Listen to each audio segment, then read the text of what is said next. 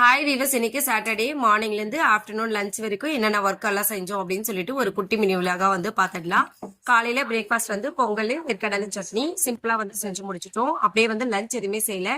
அப்படியே வந்து மளிகை பொருள் எல்லாம் வந்து ஸ்டோர் பண்ணி வைக்கணும். அந்த ஒர்க் தான் வந்து ஸ்டார்ட் பண்ணிட்டு இருக்கோம். ஒரு மாசத்துக்கு தேவையான ஆயில் பேக்கெட் எல்லாமே வந்து வாங்கிடுவோம். அதை வந்து ஒரு டிஃபன்ல போட்டு வச்சிருவோம். அப்படியே வந்து ஸ்நாக்ஸ் வந்து பாத்தீங்கன்னா வேர்க்கடலை, மூங் தால் இந்த மாதிரி ஹெல்த்தியான ஸ்நாக்ஸ் மட்டும் தான் இருக்கும். கேக் வந்து ஒன்னு மட்டும் தான் வந்து வாங்கியிருக்கேன் கேட்டாங்கன்றதுக்காக ஆல்டர்னேட்டா. மற்றபடி வந்து ஹெல்த்தியான ஸ்நாக்ஸ் மட்டும் தான் வந்து எப்பவுமே வந்து வாங்கி ஸ்டோர் பண்ணிடுவோம். ஸ்கூலுக்கு எத்தனை போகும்போது வந்து டெய்லி வந்து கொடுத்து அனுப்புறதுக்கு எல்லாமே வந்து பாக்ஸ்ல போட்டு வச்சுட்டோம்னா அப்படியே வந்து இருக்கும். இந்த கூடையில வந்து போன மாசம் வாங்கின திங்ஸ் எல்லாமே இருக்கு. இதெல்லாம் வந்து யூஸ் பண்ணல, அப்படியே பேக்கெட்ல இருக்கு.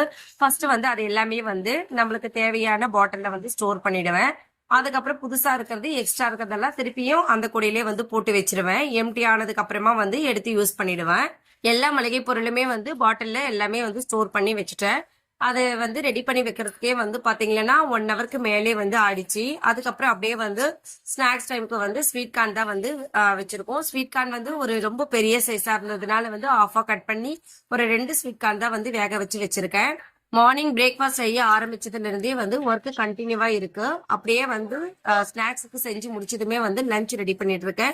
இன்னைக்கு லஞ்சுக்கு வந்து வெஜ் பிரியாணி தான் வந்து செய்ய போறேன். அதுக்கு சைட் டிஷ்ஷா வந்து ஆனியன் பக்கோடா தான் வந்து செய்யலாம்னு சொல்லிட்டு ரெடி பண்ணிட்டு இருக்கேன். ஆனியன் பக்கோடா ரொம்ப ஈஸியா செஞ்சிடலாம். கடலை மாவு, இஞ்சி பூண்டு பேஸ்ட், காஷ்மீரி சில்லி பவுடர், கொஞ்சமா உப்பு இது மட்டும் சேர்த்து நல்லா கலந்து விட்டுடலாம். தண்ணி அதிகமா சேர்க்க கூடாது, கொஞ்சமா தண்ணி சேர்த்தா போதும். இந்த பக்கோடா வந்து ரெடி ஆயிடும். வெஜ் பிரியாணியில பீன்ஸும் பச்சை பட்டாணி மட்டும் தான் வந்து சேர்த்திருக்கேன். வெஜ் பிரியாணி ரெடி பண்ணும் போது கொஞ்சமா டீ போட்டுட்டு இருக்கேன்.